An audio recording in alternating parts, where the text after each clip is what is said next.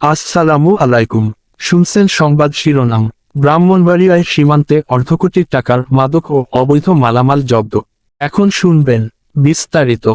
Brahmanbaria Sultanpur battalion অর্ধকোটি টাকার মূল্যের বিভিন্ন প্রকার মাদক ও অবৈধ মালামাল জব্দ করেছে। সুলতানপুর ব্যাটালিয়ন ব্রাহ্মণবাড়িয়া, কুমিল্লা জেলার সীমান্তবর্তী বিভিন্ন এলাকা হতে সোমবার মাদক ও চোরাচালান বিরোধী এক বিশেষ অভিযান পরিচালনা করে 54,44,500 টাকার মূল্যের অবৈধ ভারতীয় 60,000 পিস বাজি, 1199 কেজি জিরা সহ বিপুল পরিমাণ রেড বুল এনার্জি ড্রিঙ্ক, কাঁচা হুইস্কি, স্কোফ সিরাপ এবং বাংলাদেশি একটি পিকআপ আটক করে।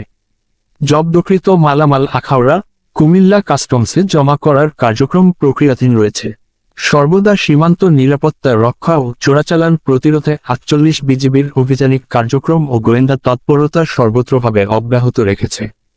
এই ধারাবাহিকতায় সীমান্তবর্তী এলাকায় অভিযান পরিচালনা করে এসব অবৈধ ভারতীয় মালামাল জব্দ করা হচ্ছে বলে জানিয়েছেন সুলতানপুর ব্যাটালিয়ন 48 বিজিবির ভারপ্রাপ্ত অধিনায়ক মেজর মহিতুল আলম পিবিজিএম।